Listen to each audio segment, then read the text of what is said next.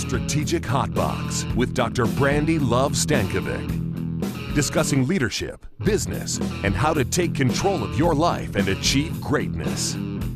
From the streets of Las Vegas, energized, informed, and never diluted. It's time to kick some ass. Welcome to Strategic Hotbox. Glad that you're back here with me. Thank you for being back here with me. And I should have found out from our guest today, Ellie from Macedonia, how to say welcome to the Hotbox in your language. Will you say welcome to the Hotbox for us? Yes. Dobro dojdovte. All right. Welcome to the Hotbox. Sounds so much sexier when she does it. Today, we're going to talk about being young and female, what that means from the global perspective, and how we can break barriers no matter where we are from on the globe. And several of you out there, our listeners, our followers, our watchers, are from lots of places in the globe. And so this will be a really great topic for us to tackle today. Let's get started.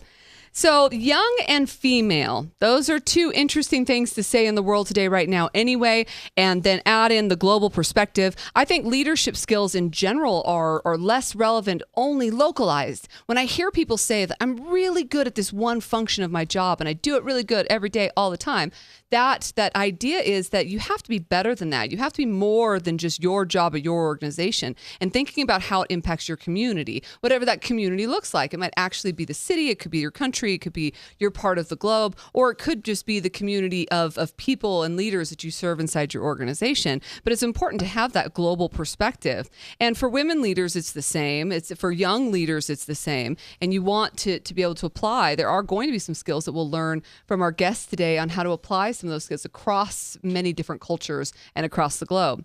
But I think it's an interesting time in general for diversity. And we've tackled this topic a few times here on the Hotbox and probably will continue to do in the future. Diversity is important to me. It's important that it's getting as much light that it is. And in the United States, even with things like gender pay disparity, with the hashtag #MeToo movement, with sexual harassment, with sexual orientation identification things that are happening, I think that I want to learn more about how I can make a difference, how I can make a difference in my life, my children's lives, the people that I work with live, and make sure that I'm supporting and I'm being a person of inclusion and knowing exactly what that means.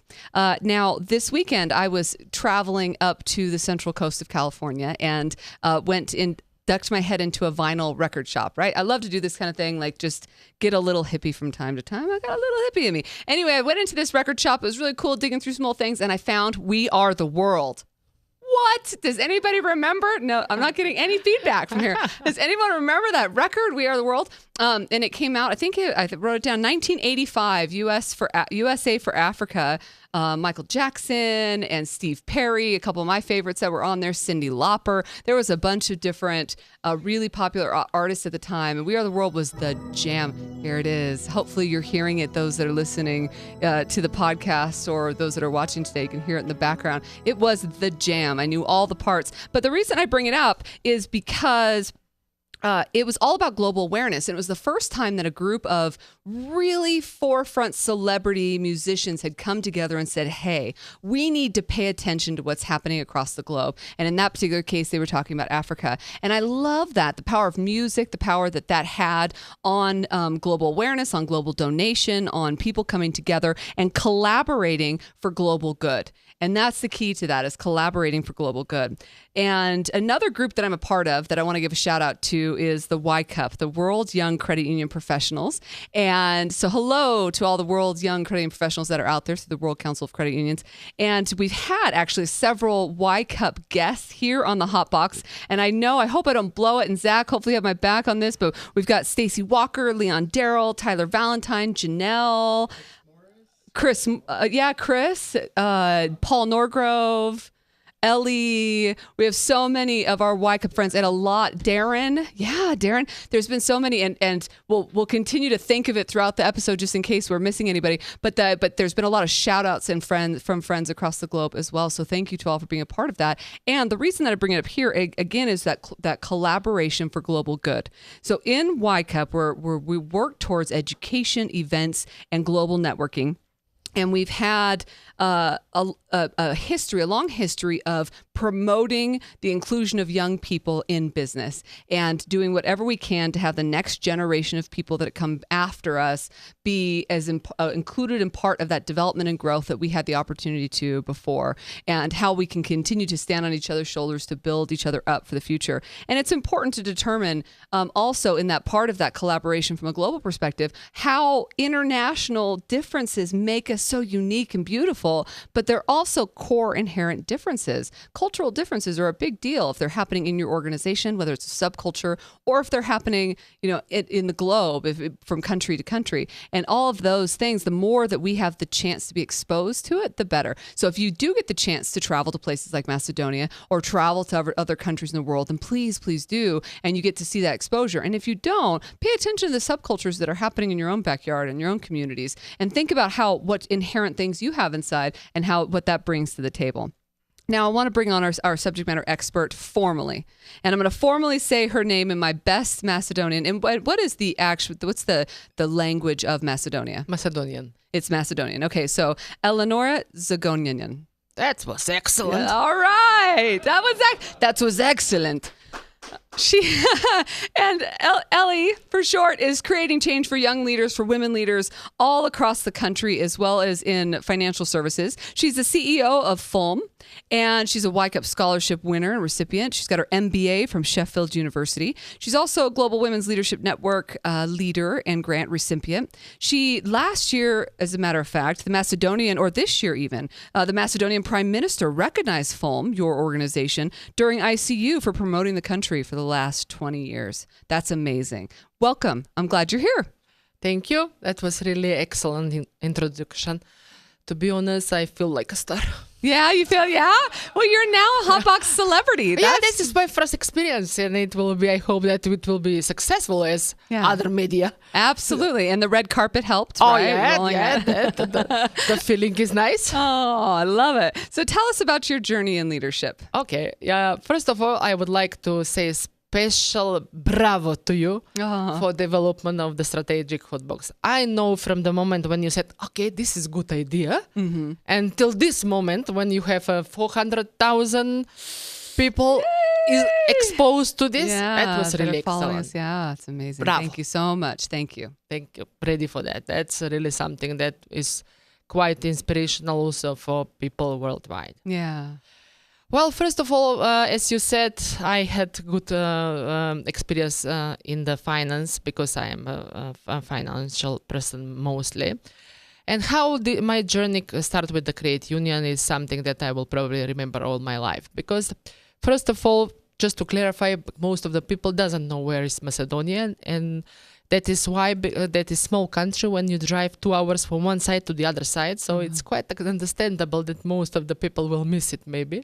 But it's in the Europe, and it's around first neighbor of Greece, and Greece is famous, so we are using. Yeah.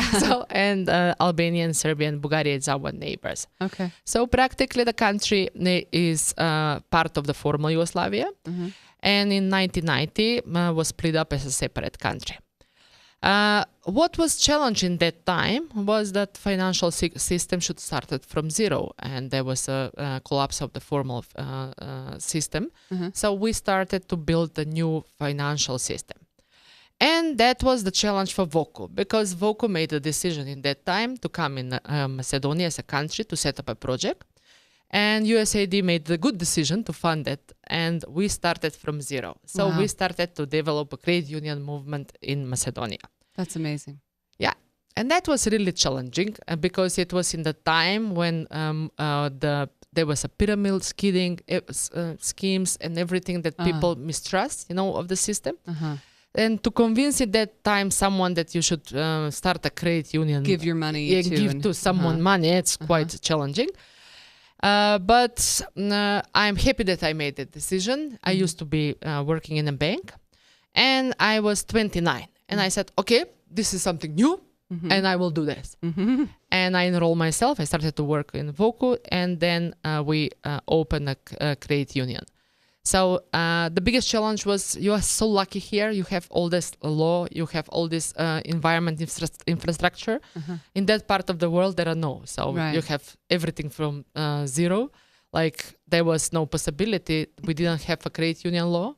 So we said, and probably the most important is what we would like to say to everybody.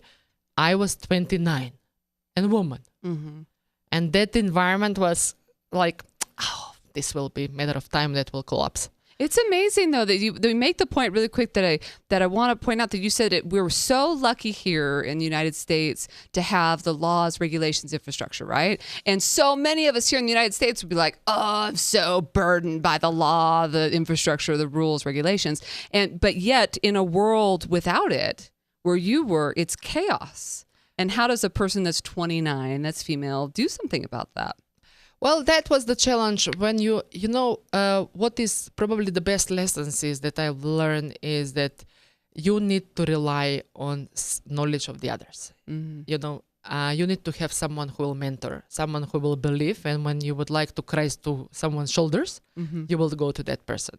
And I really had a great opportunity in that time to meet Marta, who was project director in that time in Macedonia. And she helped a lot in that period of transition.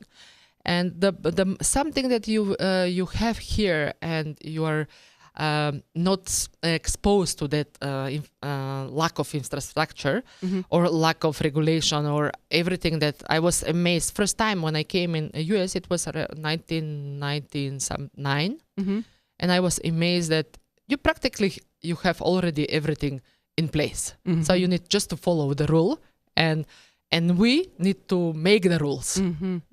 And that environment in the country, in that part of the world where the woman is first wife, then mother, and then third working woman, it's quite challenging. Is that still the same today? No, the things are getting better. And I think, and I'm really proud that are changing. And that is changed over the last few years especially. And I'm really proud that quite big influence about that has a sister society of the Global Woman Leadership Network.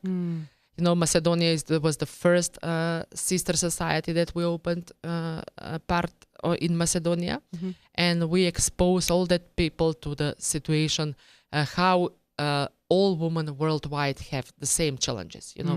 It's just a different word on a different language, but the challenge is the same. Right. So what was the basic for that time for us was to make sure that people will trust. Because you can do everything, but if people doesn't trust you, nothing happen. Yeah. And in that time, I had a lot of people who will just consult me that, okay, Eli, that was not very clever for you. Right. Because it's too new and too unknown to get in.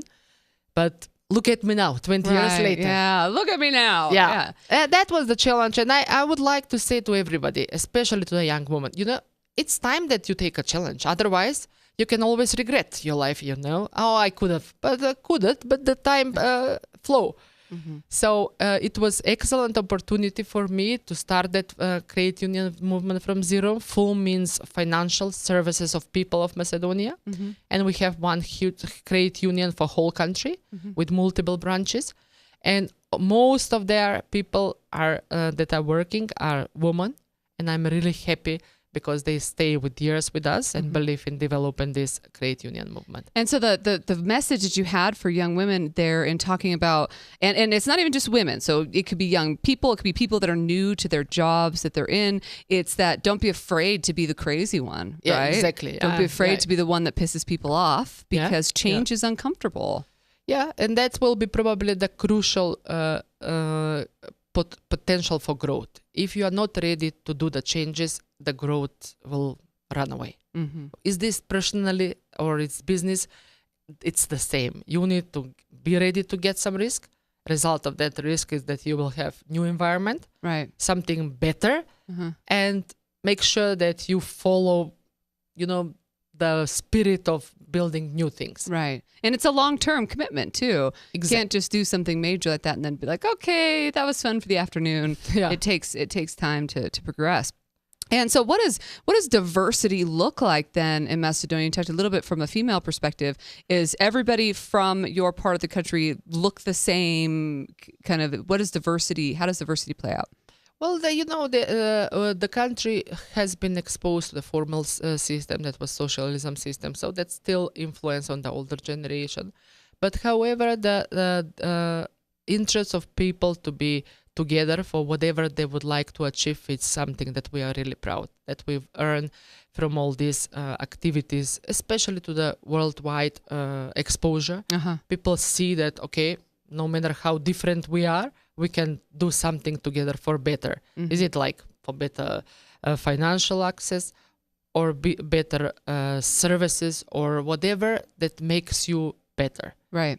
Yeah, no, absolutely. And I think that diversity then becomes the stepping point for people to be bold and be different and push harder. And I'd imagine, especially in a situation like that, being where you are in Europe and being that the entire original country was split, that there's a lot of unrest that's happening too. So it's not just people without it, it's almost people in chaos in a sense. And I think that people, anybody that's listening or watching that's a part of any sort of minority, so whatever that looks like in your organization, maybe you're the youngest of a team, maybe you're the only female, maybe the oldest of a team, because I feel like that's becoming the new place that people feel like a little bit excluded is by being older, or whatever that looks like, or just not feeling a little out of place from time to time, that diversity is the value, and that don't be afraid to continue to push forward and have those conversations. Yeah, and I will just confirm with you is the following.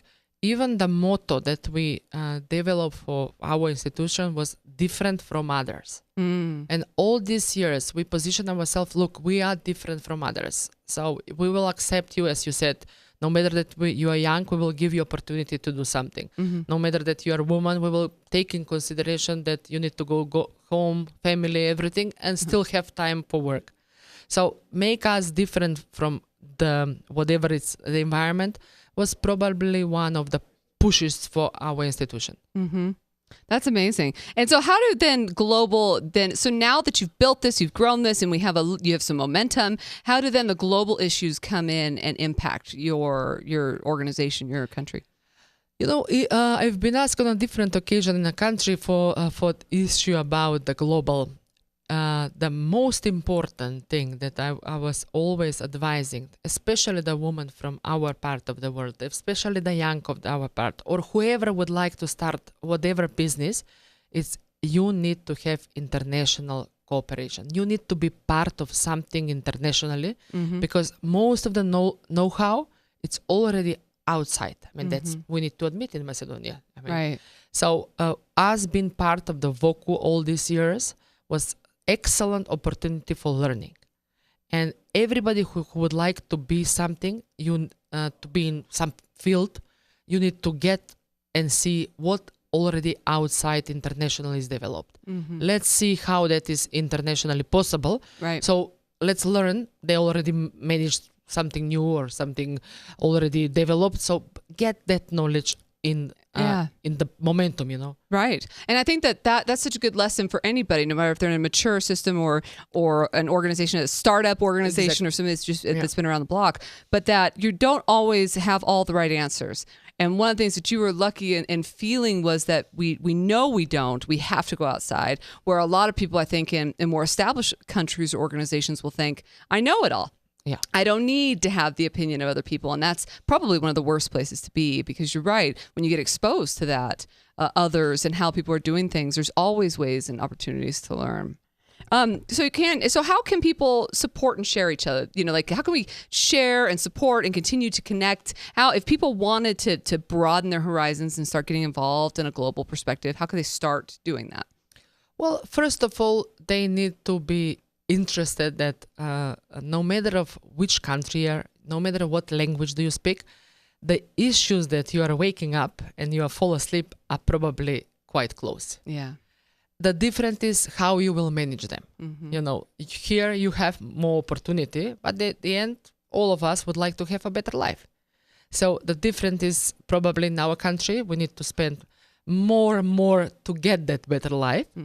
But when you will be exposed internationally, you will see And I think that you will appreciate more what you have. Absolutely. And that is something that I always say. I was, to be honest, first time when I started to be CEO, on 29, I was thinking, okay, what I need to do now from what?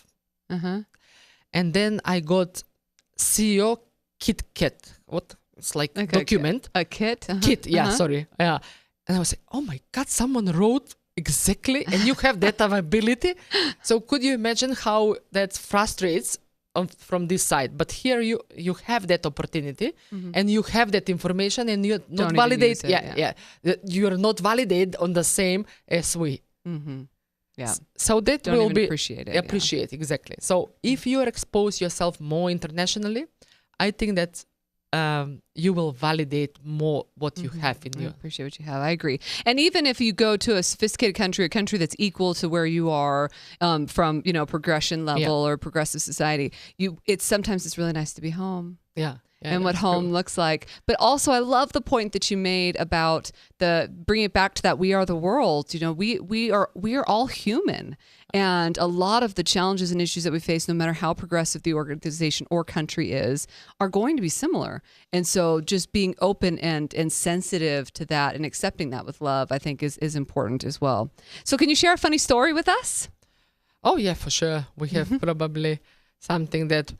that the most of the thing was when we started, there was, we need to convince people to save, And we opened the first branch in the small village, and we have one woman came with to deposit the money, and she deposited the money, and we are in the seventh heaven, happy that someone so excited, finally deposit, someone, And then the next day she's coming and she's saying, okay, I would like to withdraw the money. I was so disappointed, to be honest.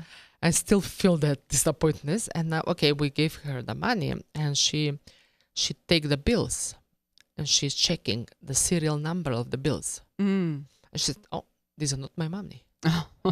Oh, wait a minute.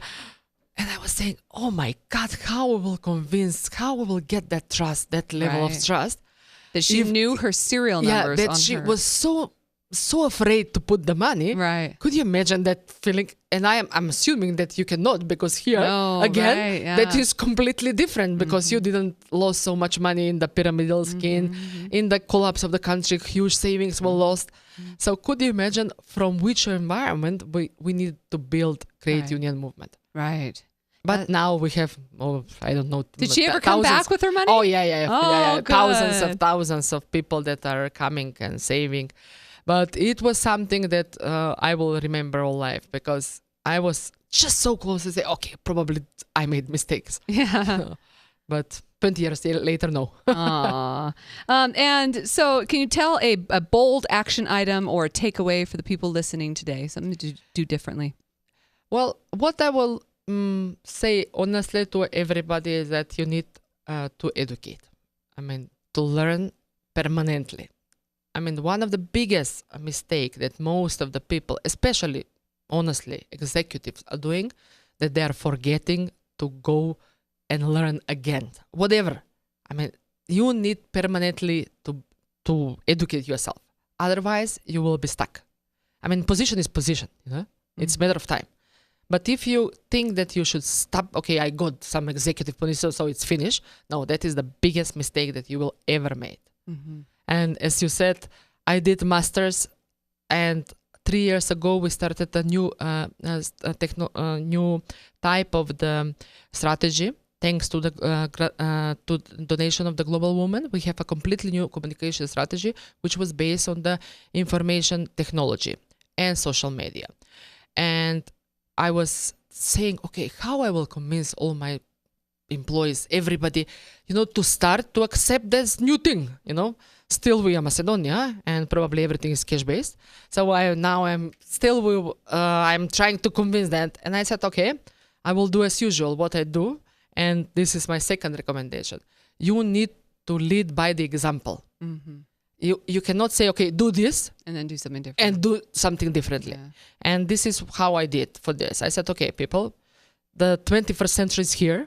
We need to wake up ourselves and to change how we will work. We need to introduce everything that is possible to be digitalized, everything to be on social media. And I'm committed to that, to this level, that I will write myself on the PhD for information technology, just to understand that how it's important for us. Otherwise, you will see that, okay, it's just one more document with good name. Right. So, and since then, everybody realized that was 3 years ago. And I'm going and just, we have funny story in our country that, okay, maybe she's the CEO. It's easy for her to do PhD. I said, no, I will be fair enough. And I will go in another country where I'm not CEO. I'm just one more student. Right. So this is, Good for you. that's something shows that, okay, how that is important for us. Sure. Important for you, important for the organization. Exactly. So, and this is how I think that everybody should, especially young, should lead by the example. Yes. Because the time when you order something, okay, do this, it's history. You need to show why this is very important for you and why that will be very important for the institution. Yeah. I love that. Educate and lead by example. Yeah. That Thank will you. be something that I will probably How could advise everybody. Yeah, of all ages and all looks and shapes and sizes. How could people get a hold of you? Well, they can always Google it. This my special surname, which is mine too. I heard it. yeah. So, and they can just connect us via Facebook, internet, whatever media, and we are there, and we are planning to continue to be there. Excellent. Thank you so much. And we'll have your information out on the strategichotbox.com as well. Thank you so much, Ellie, for being here. That's a really nice experience. All right. You did great. You nailed it. All right. Let's head out to our shout out. Yay! My name is Mambo Harriet Hangu. I'm from Cameroon. I'm listening to Brandi on the Hotbox. Thank you to Mambo Harriet Tango for being part of a shout out and another Y Cupper from across the globe here joining us in the shout out perspective. I hooked up Tyler. Tyler Valentine was in it. He's my main man. He's my guy. So he was definitely in the so Zach was while we were away. We just got the hint, Ellie and I, that any other Y Cuppers that might be included in the Hotbox, and he shouted out Tyler. But I couldn't forget my Spoon. Where you at, Spoon? Okay, so now it's my time. It's our favorite time. It's time to kick some ass. Number one. The most important thing that we talked about today, and Ellie said it very, articulately, is to think globally, think outside, think bigger picture, know that you're not the smartest person in the room, think outside your organization, your community, your industry, and be able to look and broaden those skills that you may have.